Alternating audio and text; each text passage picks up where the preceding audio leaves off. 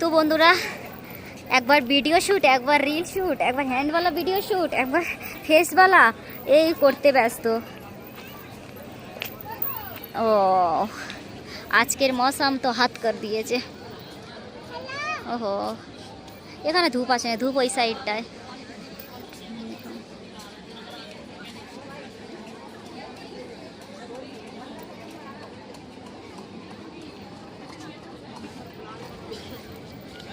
Sana, hello friend, welcome my channel. আপনারা সবাই কেমন আছেন? আশা করি ভালো আছেন। আলহামদুলিল্লাহ আমরা অনেক ভালো আছি। তো সকাল সকাল সোনামা স্কুলে চলে গেছে। তো সোনামা আমাকে বলেছে সানাম যে মাম্মা তুমি না এখন থেকে রোজ ব্লগ করবে। তো আমি তখন ব্লগ করিনি, ওই জন্য রাগ করছিল, বলছে মা তুমি ব্লগ শুরু করো না, আমি আজকে স্কুলে যাচ্ছি। তো এখানে দেখুন সকালবেলা ওকে স্কুলে দিয়ে এসেছি, সুজি খাইয়ে দিয়ে এসেছি, আর ফ্রুটে দিয়েছি আনার মানে ডালিম, ওকে ফ্রুটে দিয়েছি। আর লাঞ্চে দেব ডাল, কারণ আমার সোনামা আমাকে কিসি করে গেছে, মা তুমি বলো না আমার জন্য ডাল রান্না করবে। বলছে আচ্ছা ঠিক আছে তোমার জন্য, কারণ আজকের এই ডাল রান্না করার কোনো মুড ছিল না। মুসুর ডাল আমার মেয়ের প্রিয়, আবার এর থেকে যে পেঁয়াজ আছে না, পেঁয়াজগুলো যদি ওর গালে পড়ে আবার বেছে বেছে ফেলে দেবে। তো এটা শুধু আমার সোনামার জন্য বানিয়েছি মুসুর ডাল। তো এখন বাজে 10:30, এখন থেকে ব্লগটা শুরু করছি। এখানে আছে ভাত, সবে জাস্ট আমি করলাম। আর এখানে রাজমা ডাল, রাজমা ডালটা আমার আর আমার সানামের পাপার জন্য। এখানে দেখুন, তো আমি রাজমাতে আলু দিই, শুধু রাজমা আমাদের ভালো লাগে না, অল্প একটুখানি ছোট্ট একটা আলু দিই। আর আমরা বেশিরভাগটা রিচ বানাই না, এখন হেলদি খাবার খেতে হবে। এখানে আমার সোনামার পাপার জন্য গরম গরম রুটি, আশীর্বাদ আটার রুটি বানিয়ে নিয়েছি, রাজমা বানিয়েছি। আর এখানে বেগুন, কারণ বেগুনটা খারাপ হয়ে যাচ্ছিলো আর ভেন্ডিটাও শুকিয়ে যাচ্ছিলো, তো ভাবলাম দুটো একসঙ্গে একটা আলু দিয়ে আর ভেজেছি। কারণ বেগুন আলু আর ভেন্ডি আমি একসাথে কোনো দিন ভাজিনি, শুধু বেগুন আলু ভেজেছি, ভেন্ডি আলু ভেজেছি আলাদা আলাদা, একসাথে ভাজিনি। তো ভালোই লাগবে, কী আছে। এবার আমি গোসল করব, ফ্রেশ হব, তারপরে 12টা বাজলে সোনামার জন্য লাঞ্চ দিয়ে আসবো, তারপরে 3:40 বাজলে সানামকে নিয়ে আসবো। এর মাঝখানে সানামের পাপা চলে যাবে, এখনও ঘুমাচ্ছে। আর একটু ফুটো, তো চলুন আমি গোসল করে নিই। তো এখন বাজে 12টা, গোসল টোসল সেরে সানামের পাপা এখন রেডি হয়ে গেছে, দোকানে যাবে। আমার এই হাতের এইটা নিয়ে আসবে, এই যে এখানে পাওয়া যায় না দোকানে, ফোনের পিছনে রেগো ধরার জন্য। দোকানে দেখতে হবে, বাজারে যাইনি। হ্যাঁ, এটা নিয়ে আসবে, না হলে আমি ভিডিও করতে পারবো না। যে সানডে ভিডিও শ্যুট করতে যাবো না হ্যান্ডের, এইটা না হলে একদম করা যাবে না। আমার যা চুল বাবা, পুরো পাগলের মতো। পাগল হোক আর যাই হোক ভালো, তাও আমার স্বামীর কাছে আমি প্রিয়, তাই তো। তো এখানে লাঞ্চ দিয়ে দিয়েছি, আর 12টা বাজে না কি গো, এই দেখো আমাদের এই ঘড়িটা দেখুন, এটা ঘন্টার কাঁটাটা না লুজ আছে, সানামের পাপা বলছে, আমি ঠিক জানি না, কিন্তু দেখো 12টা বাজতে 5 মিনিট বাকি। তো দেখো কিরকম যেন হয়ে আছে, সাইড হয়ে আছে। কালকে কতবার ঘোরালাম তারপরেও ঠিক হচ্ছে না, যেন 11টা হয়ে আছে, কিন্তু 12টা বাজে। তো আমি কিছু জামা কাপড় আবার হাতে কেচে দিলাম। আজকের আবার কি হয়েছে, যখনই আমি হাপুস করতে গেছি গিজার তো অন করে দিয়েছিলাম, আর দেখছি নলে পানি নেই। আর নলে না পানি থাকলে গিজার থেকে পানি পড়ে না, মানে গরম তো হয়ে গেছে কিন্তু সেই পানিটা আর পড়ে না।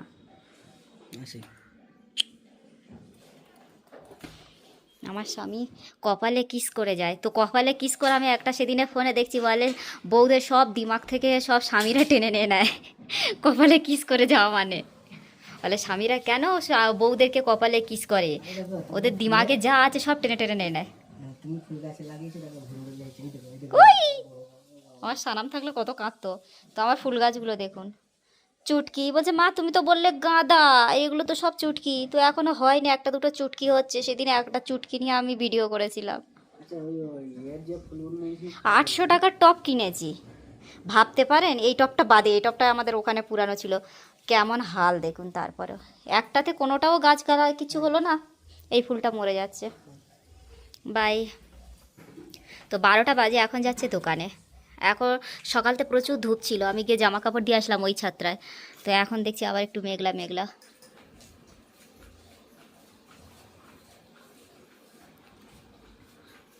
যখন যেমন ওঠে, কোনো সময় 10:30টায় যায়, কোনো সময় 11টায় যায়, কোনো সময় 1টায় যায়। মৌসাম ভালো থাকলে তো, আজকে মৌসাম ভালো ছিল কারণ গোসল করছিল, লেট হয়ে গেছে। গোসল করা এখানে আবার একটা ঝামেলা, কি দেশ যে ছুটে গিয়ে গিজারটা বললাম না পানি পড়ছিল না, আবার ফিরে আমি টপে পানিটা গরম করলাম সেই জন্য। তো এই চেয়ারটা ওখানে থাকতো সব সময় ওই রিং লাইটের কাছে। তো আমি ভাবলাম এটা ইউজ করি, যেখান থেকে নিয়ে আসা হয়েছে ইউজ করা হয় না, তো এখন সবসময় এখানে বসা হয়। সানামও বসে, আমরাও বসি, ভালো লাগে।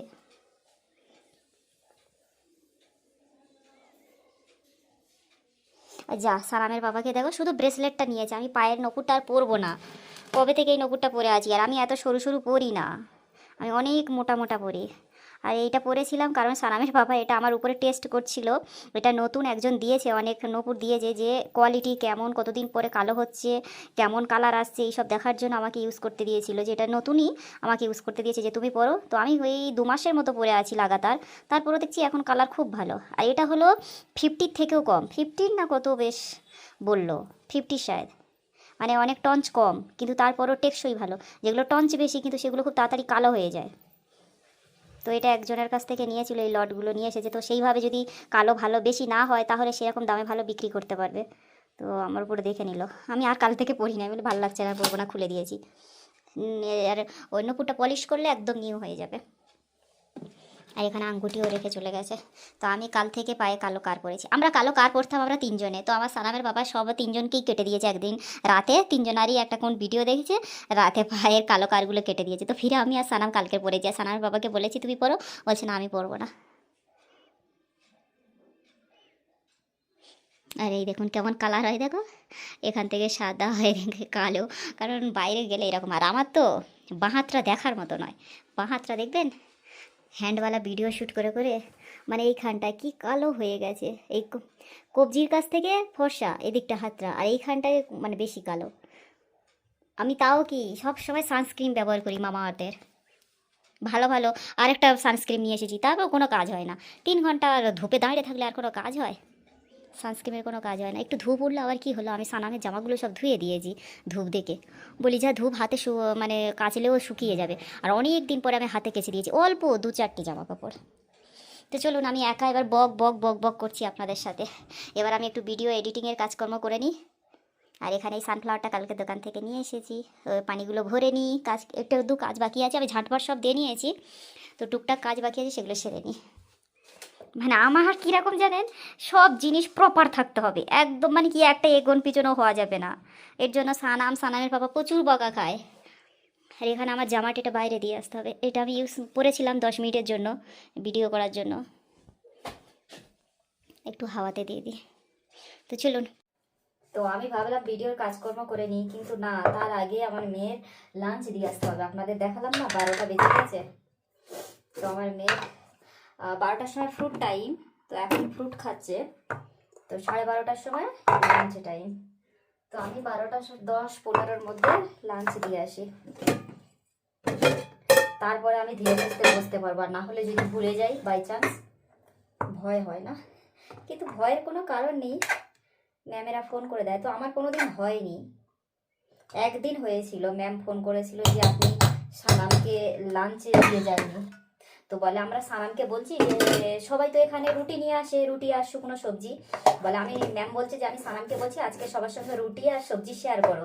তো সানাম বলছে, তখন সানাম রুটি অত খেত না, তখন সানাম বলছে, বলে না আমি রুটি রাতে খাই, আমি দুপুরবেলা চাওয়াল খাই, বলে সেই জন্য খাইনি। কিন্তু আজকের তো যেমন এই ডাল হয়েছে, তো ডালের সঙ্গে আমার মেয়ে এখন ওর পাপার দেখে দেখে রুটি খাওয়া শিখেছে, যদি আমি এই ডালের সঙ্গে রুটি দিই ও খুব খুশি হয়ে যাবে। এই ডাল দিয়ে আর যেমন হয় ডাল তেমন ফিরে আসবে, কিন্তু রুটিটা ফিনিশ হয়ে যাবে।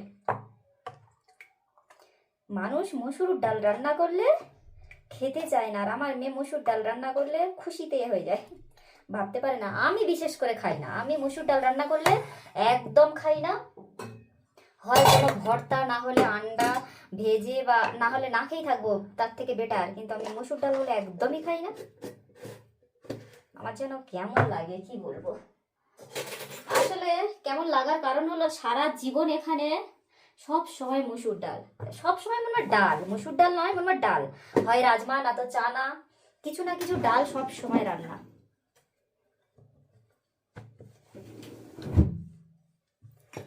তো আমার মেয়ের একটা করে আবার এই লাঞ্চের চকলেট দিয়ে দিই মাঝে মাঝে, তা আজকে দেবো না।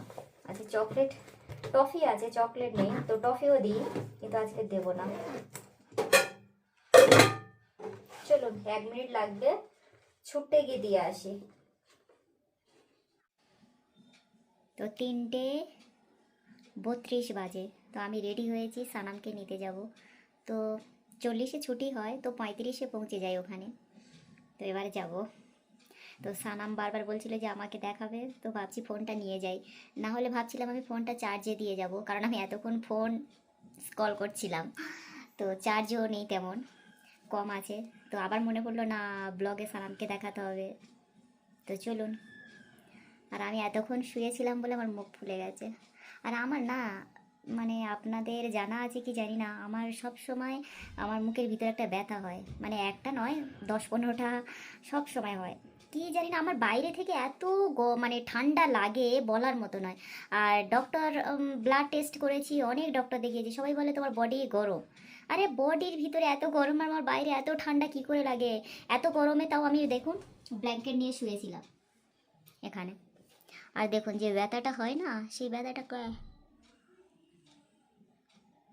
এই দেখুন, এমন অমন ব্যথা পুরো মানে ভিতরে ভরে যায়, জানি না একটা কেমন। আর ওতে না ঝাল কিছু খাওয়া যায় না।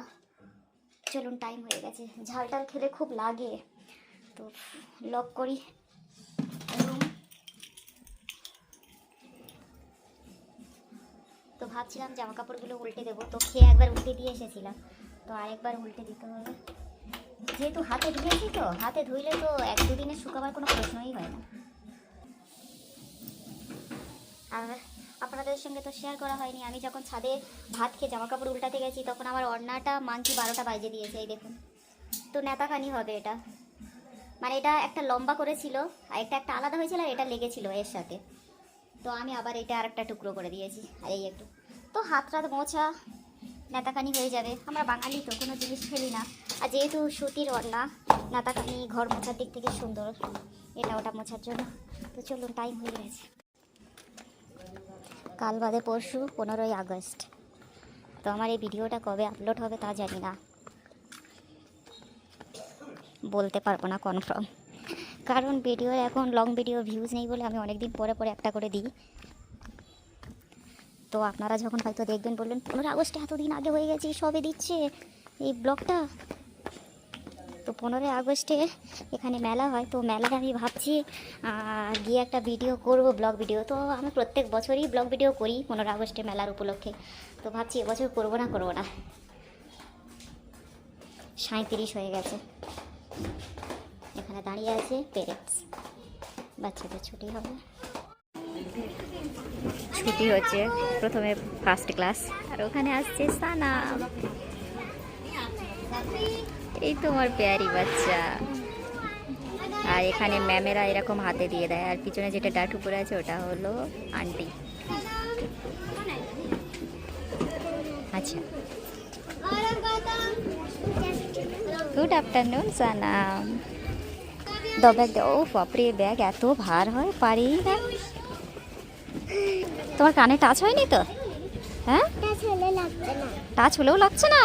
ও মাই গড, দেখুন ভালো হয়ে গেছে আমার বাচ্চার কান। হাই মেরা প্যারে বাচ্চা। হ্যাঁ, আজকে তো কারণ কালকের ক্লাস হয়ে ছুটি পড়ে যাবে, তো ওই জন্য। হ্যাঁ, কালকে ফ্রাইডে, তো অল্প বাচ্চা আসবে, আর আজকের মাত্র 6 এসেছে। হ্যাঁ, কম আসবে, কারণ 9 দিন ছুটি ছিল, তারপর মাঝখানে 2 দিন স্কুল ওপেন হবে, তারপর আবার ছুটি পড়ে যাবে। ছুটি পড়ে যাবে মানে কি, আচ্ছা স্যাটারডে তো 15 আগস্ট পড়ছে, আর তারপরে সানডে, তো সবাই মানডে থেকেই স্টার্ট করবে স্কুল আসা।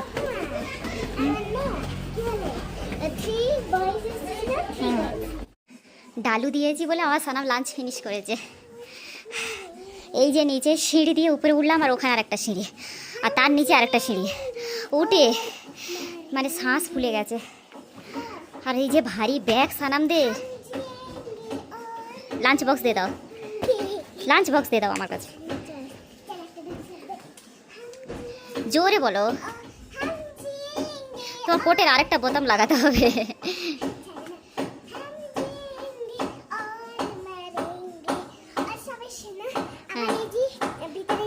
হ্যাঁ ফিরে আজকের করিয়েছে। আচ্ছা আচ্ছা, ভিতরে তোমার টি শার্টটা চেঞ্জ হয়ে গেছে, ওটাই বলছো তো? হ্যাঁ যাও। আচ্ছা, ওর দিমাগটা মানে ফ্রেন্ডদের শোনাচ্ছ তাই তো? হাম জিয়েঙ্গে और মারেঙ্গে, তারপরে কি? এ বতন तेरे लिए दिल दिया है जान भी देंगे, ए बतन तेरे लिए। इधर आ जा बच्चा, आए आए बच्चा, इधर आ जा बाबू। সানাম, আচ্ছা ব্যাগ কোথায়, লাঞ্চ বক্স কোথায়? সব স্কুলে কেন রেখে এসেছো, ম্যামেদের জন্য? তাহলে তো ম্যামরা আবার ফোন আসবে, নিয়ে আসতে হবে। আমি চলে যাচ্ছি, তুমি যাও, অমনি করো। আমার ব্যাগটা কাঁধে যন্ত্রণা হচ্ছে, আর ও একবার এদিক একবার ওদিক। তুমি জানো স্যার আজকে কী হয়েছে? এইটা আমি শুকো দিয়ে এসেছিলাম তো, ধুপে দিয়ে এসেছি ওড়নাটা, আর এই দেখো মা কি কেটে মানে একদম দেখছি ওই সাইড এনে পড়ে আছে দু টুকরো হয়ে। তা ওই দিকে ঝুলে আছে, ওইখানটায় থেকে ওই উপরের ওখান থেকে নিচের দিকে ঝুলে আছে, মানে ছিঁড়ে দিয়েছে। মানে এটা দু টুকরো করে দিয়েছে, আমি আর একটা ছোটো করে দিয়েছি, একদম পুরো আলাদা করে দিয়েছে। এত দুষ্টু। ভালো ভালো জামা কাপড় দিলে বের করে নিয়ে মানে কি নিয়ে চলে যায় এদিক ওদিক। আর এটা কটন তো, সিল্কের ওর পাশে আরেকটা ওড়না ছিল, সেটা কিছু করেনি, সেটা ছেড়ে। হ্যাঁ, আর এরা কি চালাক, সুতিরটা ভালো করে ছিঁড়তে পারছে, আর এটা তো এমনিতেই নরম, সেই জন্য ওরা হ্যাঁ কিউটি পায়। ও লাঞ্চ বক্স নাও। ও মাই গড, হায় আমার বাচ্চার ব্যাগ যদি কেউ দেখেন মানে ভাববে যে ওর মা অমন কেন করছে ব্যাগটার জন্য। আরে লাইট কোথায় খুঁজে পাচ্ছি না, হায় হায় রাতের জিরো জ্বাইলে দিচ্ছি তো খুঁজে। ও বাপরে বাপ, আমার কাঁধ ছেড়ে গেল আমার এই বাচ্চার ব্যাগে। এত ভার এত ভার এখনকার বাচ্চাদের প্রাইভেট স্কুলে। 8টা নোটবুক, 8টা ফেয়ার নোটবুক, 8টা, তারপরে টেস্ট নোটবুকস, আর সবটাও মোটা মোটা এরকম, তারপরে ডায়েরি, তারপরে কত কি। বাপরে বাবা, এখনকার বাচ্চাদের, আমাদের একটা খাতা আর একটা পেন পেন্সিলে মনে হয় বছর চলে গেছে আর সারা জীবন কেটে গেছে। আর এখনকার বাপরে, সরকারি স্কুলের টিচারদের 70-80 হাজার করে মানে স্যালারি, আর প্রাইভেট স্কুলে এত ভালো ডেভেলপ, মানে কি এত ভালো ইংলিশ শেখায় বাচ্চাদেরকে, কত মানে কি ভালো শেখায় প্রাইভেট স্কুলে। আর প্রাইভেট স্কুলে কত হয় 10,000, 15,000, 12,000, কিন্তু ওরা কত ভালো মানে কি কতটা মানে কি এডুকেটেড। আর সরকারি স্কুলে ঘুষ দিয়ে এই দিয়ে এডুকেটেড হয়, বা অনেকে যোগ্যতায়ও হয়। তারপরেও এই যে একটা রুল বেরোচ্ছে যে সরকারি স্কুলের আর প্রাইভেট স্কুলে একই মানে কি স্যালারি দেওয়া দরকার, এটা আমার পক্ষে খুব ভালো। কারণ সরকারি স্কুল বলে এতটা স্যালারি ঠিক নয়, তারা কোনো কিছুই বাচ্চাদের তেমন কিছু করে শেখায় না। হ্যাঁ তাই বলে কি আমরা পড়িনি? হ্যাঁ পড়েছি, ওই রকম গইড়ে গাইড়ে এমন খুব ভালো টপার বা খুব ভালো আমরা নিজের নাম শিখেছি মনে হয় 4 না 5 এমনই।